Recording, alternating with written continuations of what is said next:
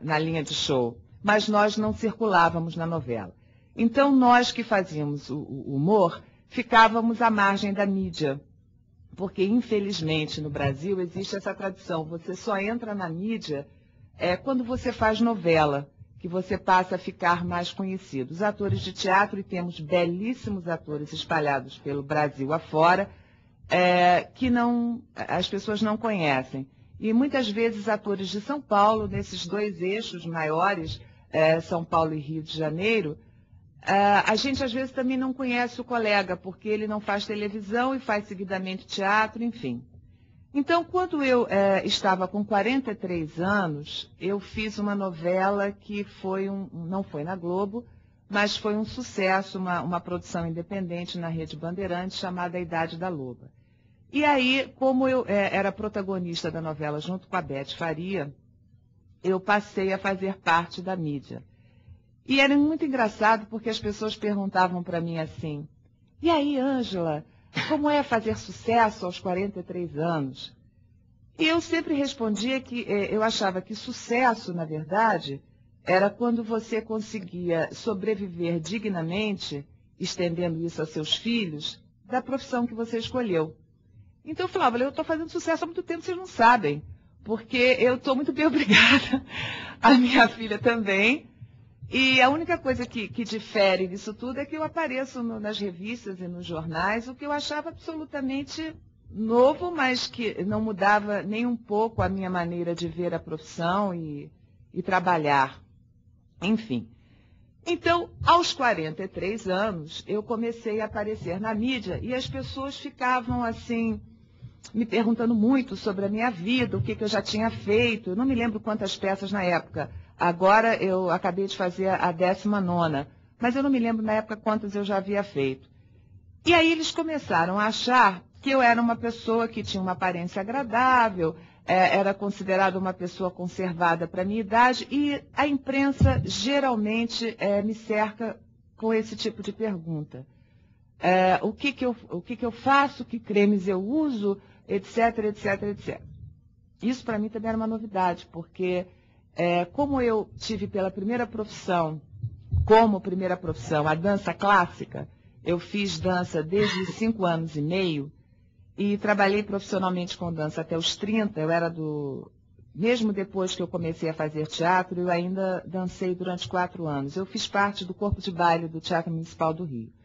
Então, eu tive uma vida espartana em relação a uma série de coisas, porque a dança é uma profissão que exige uma disciplina assim, acima de qualquer prova.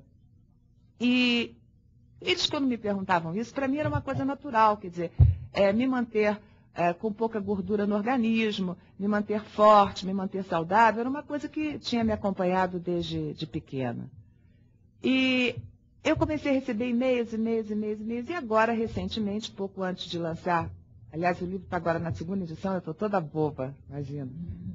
Ele foi lançado em novembro, no Rio de Janeiro. Eu fiz um lançamento no Rio, evidentemente ele foi para todos os outros lugares. E pouco antes desse livro ser feito, eu reclamava muito. Falava, eu não aguento mais ficar respondendo as mesmas perguntas, eu quero falar sobre outras coisas. E depois eles ficam me perguntando uma coisa que eu considero consequências. Ter uma boa aparência, ter uma pele cuidada, um cabelo... Isso é consequência de um bom tratamento da sua saúde. Quer dizer, eu gostaria de falar da causa. Tem tantas coisas que mulheres da minha idade devem fazer e deveriam ter feito anteriormente. Muita gente não sabe que você pode começar a se cuidar de uma forma bastante boa aos 25, 30 anos, sem ser escravo disso. Eu acho que todo tipo de exagero atrapalha a vida da gente, né? Você ficar escravo de qualquer tipo de coisa é muito desagradável. Mas a saúde pode ser cuidada de uma forma bastante satisfatória e a consequência, claro que é muito boa. E aí o meu agente, meu empresário, que se chama Marcos Montenegro, ele falou, então para de reclamar e escreve um livro. Eu fiquei muito assustada, porque eu não tinha a menor pretensão a ser escritora, como ainda não tenho, mas eu comecei a achar que a ideia era boa. E principalmente porque ele me deu também a ideia de que o Miguel me ajudasse, já que é uma pessoa que tem vários livros lançados, escritos, etc. Então, Miguel formatou e a gente fez isso que ele já contou.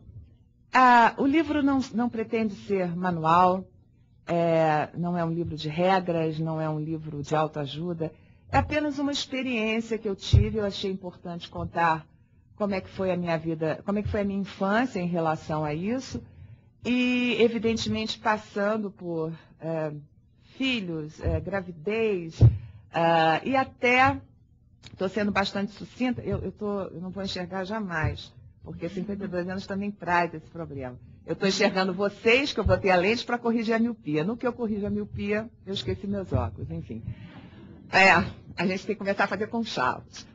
Mas, então, eu tive uma menopausa precoce, considerada semi-precoce aos 45 anos, quer dizer, eu também pude falar bastante à vontade e de cadeira sobre a experiência da menopausa, que muitas mulheres ainda acham que é uma coisa desagradável, e para mim, particularmente, foi agradabilíssima, porque a tal da TPM foi embora para sempre, e eu pude viver muito melhor com todos, com marido, filho, amigos, etc.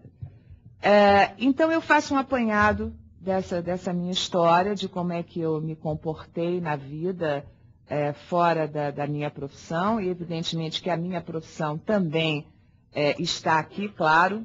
É uma profissão que às vezes te tira de casa muito mais tempo do que você gostaria de ficar. Nós mulheres que temos jornada dupla, né? Me desculpem vocês, homens, mas a gente ainda continua tendo, sem menor preconceito, mas a gente ainda continua tendo a maioria de nós, aquela jornada dupla. A gente sai para trabalhar com a cabeça, se o supermercado está feito direito, se o filho fez o dever, escovou os dentes, a gente fica com aquela parte. Fez o dever, escovou os dentes, penteou os cabelos, vai dormir. A gente fica meio chato, inclusive. Mas isso está aqui também, de como é que a gente às vezes arranca os cabelos e tem que contar até 123 para não arrancar, porque eles não nascem depois de uma certa idade com facilidade, claro. Os hormônios vão embora, eles vão junto com ele. Enfim, e aí, complementando um pouco o livro, eu pedi ajuda. Sim, uma coisa importante, que eu acho que talvez seja a mais importante. Como eu realmente pratico medicina preventiva, eu frequento alguns profissionais, e principalmente agora, depois de uma certa época da sua vida, alguns exames eles começam a ficar até semestrais. A indicação é essa, não, a gente foge um pouco daquele check-up anual que todos nós devemos fazer, claro, independente da idade, mas para nós, alguns exames, depois de algum tempo, são necessários que sejam feitos semestralmente. Daqui para frente, trimestralmente. E depois a gente tem que casar com um médico. Mas, enfim. E eu pedi a cada um desses profissionais, e depois é que eu vi que eu sou cercada de mulheres. A minha ginecologista, a minha dermatologista, a minha odontologista, a professora e dona da academia que eu frequento no Rio de Janeiro, que é uma pessoa seríssima, que, como eu trabalhei muito tempo com a dança, eu sei determinar, claro, quando um profissional sabe te orientar e sabe trabalhar o seu corpo sem risco de você se machucar, etc.